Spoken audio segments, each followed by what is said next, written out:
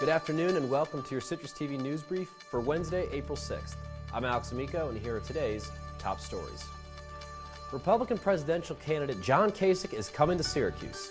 The Ohio governor will hold a town hall meeting on Friday at nearby Lemoyne College ahead of the New York primary on April 19th. James Walsh represented the Syracuse area in Congress for 20 years and has endorsed Kasich. He will also introduce the governor at the campaign stop. Kasich plans to make his way around upstate New York after his Salt City visit. The New York primaries aren't until April, but that doesn't mean it's too early to start preparing. University officials around campus are making efforts to ensure students are registered and know how to do so. Citrus TV reporter Brendan Tierney will have the full story live at 6. The Associated Press is reporting that Republican candidate Ben Carson is no longer seeking votes. The retired neurosurgeon hasn't officially ended his campaign, but he will not attend Thursday's debate and says there is, quote, no path forward, end quote, for him to become the GOP nominee. Donald Trump and Hillary Clinton are continuing their campaigns after their wins last night in the New York primary. Trump received 60% of the vote in the Empire State and increased his delegate count to 844. He needs 393 more to secure the Republican nomination. The Democrat vote was a little tighter, with Clinton receiving 58% of the vote, and she now leads Bernie Sanders by 755 delegates. Syracuse students also participated on campus in the New York primary, ensuring their voice was heard. Many cast their vote in Byrd Library. However, some students were turned away. Citrus TV's Dan Prager has the full story tonight at 6. Accusations of corruption have struck the Student Association presidential election. Candidate Andrew Brendel dropped out of the race and endorsed Charlie Mastelloni. Today, Mastelloni's campaign manager, Austin Golofsky, resigned for personal reasons after allegations that he promised Brendel a position in the administration in exchange for his support. We'll have more on News Live at 6. Students have just 10 days left to complete the SU Campus Climate Survey. Student Association President Aisha Sidat released an email today reminding everyone to participate in the study aimed at getting feedback to build a more inclusive on-campus community. The deadline to submit the survey is March 11th. More information is available online at survey.syr.edu. Students can now voice their opinions on several proposed changes for the Syracuse University community. The Campus Framework Plan outlines changes to transform University Place into a walking promenade and potential renovations to Archibald Gym.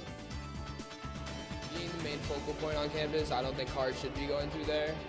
That being said, I think just being a roadway, it's left kind of bland, and it doesn't really bring out like the main highlights of the campus. Renderings and more information are located inside the Shine Student Center. Students can log on to news.syr.edu to vote in the survey. And the $20 bill is getting a facelift.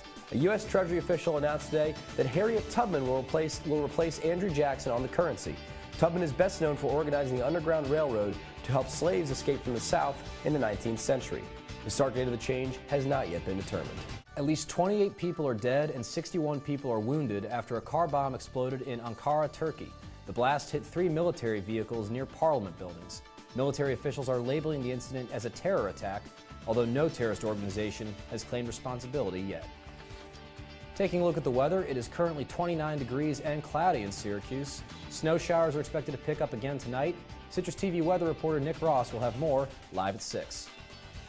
And that's all for your Citrus TV News Brief on this Wednesday. Don't forget to follow us on Twitter at Citrus TV News for everything SU and beyond.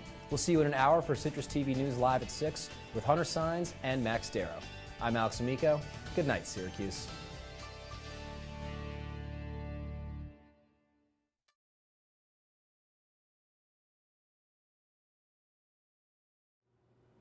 Good evening. I'm Caroline Nance. The High Line, an elevated railway turned park, has grown from a New York favorite to an international sensation. We begin tonight with the story of 2 young innovators attempting to bring similar success to a surprising new location.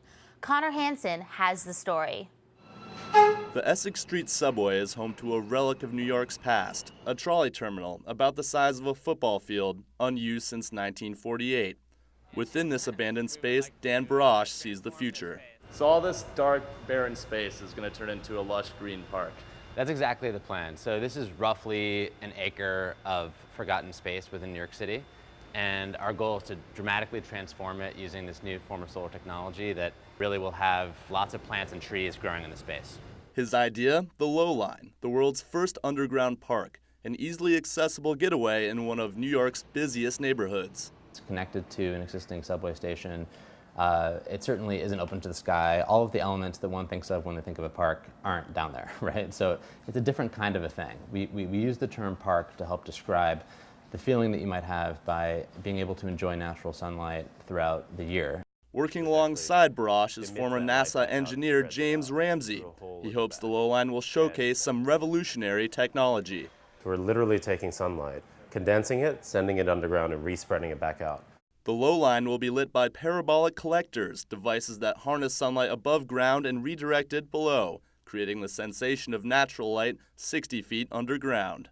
But it's not just about the science. Carrie Culhane works at the Two Bridges Neighborhood Council, a local advocacy group on the Lower East Side. She thinks the funding would be better spent on the neighborhood's existing parks. We have no shortage of parks. We have a shortage of park funding. While Culhane sees the potential of the project, she fears that without meaningful community outreach, the Lowline will rapidly increase gentrification.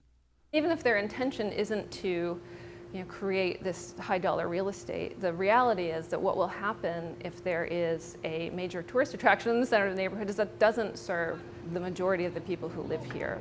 In this kind of a community, there's definitely apprehension around any development project and anything that will transform the neighborhood and potentially make things a little bit more expensive. Gentrification issues are very real for people.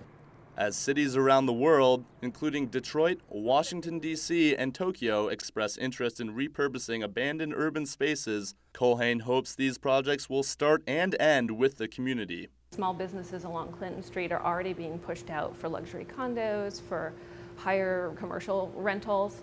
Something like the Lowline, which is going to attract a huge number of people who really aren't a neighborhood constituency, is going to accelerate that pressure. I think that the community needs to be the vital stakeholder in the design as well as in the operational model, so that there's a structured way for the community to have input into the uses of the space. A big part of our inspiration really is hopefully delivering something that the local community will use and will be popular within the neighborhood itself. Connor Hansen reporting. I'm Caroline Nance in New York. Thanks for joining us and good night.